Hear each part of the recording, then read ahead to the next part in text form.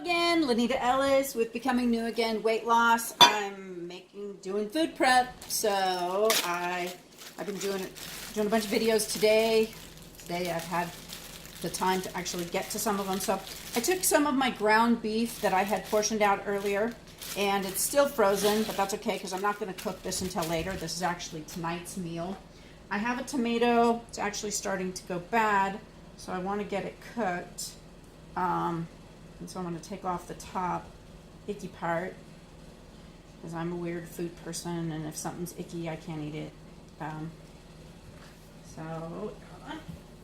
So I'm making Melissa's recipe, and basically it said to hollow out the tomato. So I'm not quite sure. I'm kind of guessing how that's done because I've never done it. So I'm going to use a spoon. I cut around it, and I'm going to kind of pull out the tomato meat. Let me see, maybe cut it. And come on, here we go. Cut pieces of it to where it comes out easy. Try not to cut yourself. So she says to, in fact, I should probably be doing the juice over the actual ground beef. I'll put this here. So she says hollow it out, take all the meat out, juice to where you have the tomato shell.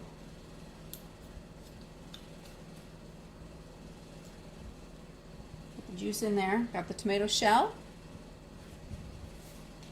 And I'm just going to kind of chop this up into littler pieces.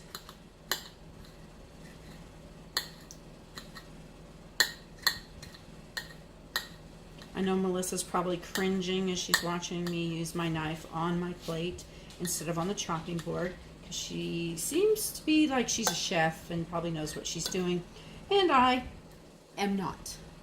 I just am not a chef, and I'm actually a very messy cook. My husband will attest to that. So she said mix it all in with the ground beef, and I'm not sure if she had specific measurements. I'm not going to. She added like onion and garlic powder. I don't have any onion powder, but I do have these diced onions, minced onions that are dehydrated. And they do have garlic powder, so I'm going to throw some of that in. And then she, okay, hold on. She said thyme, so let me see. I may not like thyme. I may not get thyme open. Yeah, thyme's okay. So I'll sprinkle a little bit of thyme in there. And yeah, I figured I'd put some other, let me see. I like oregano. I like oregano. So I'll throw some oregano in and stir it about. She actually mixes in her, a crushed grissini stick, but I really like my grissini sticks as a snack, so I'm not going to waste a grissini stick. But what I am going to do to make it a little more,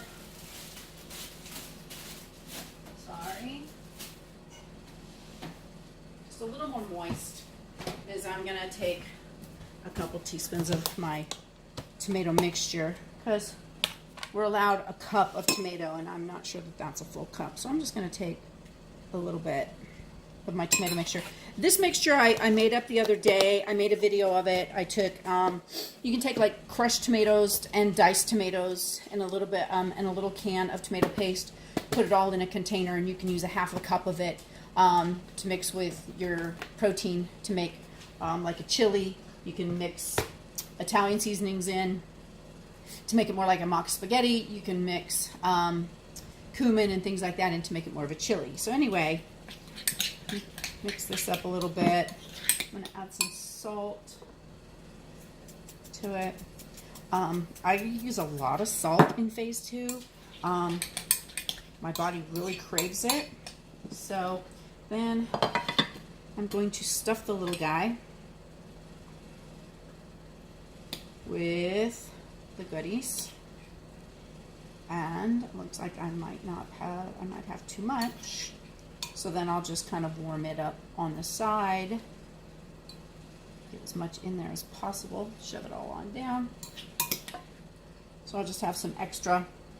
And then I'll put this in the fridge, but then this evening, I think she said to cook it in the oven, bake it in the oven at 400 for I think 25 minutes. I'll post the recipe with it, but it looks really cute. And then, like I said, I have a little bit of extra that I'll just kind of put around the plate, and I'll put it on a baking dish and bake it up tonight for my dinner. I've already had my lunch today. So there we go. Doesn't that look cute?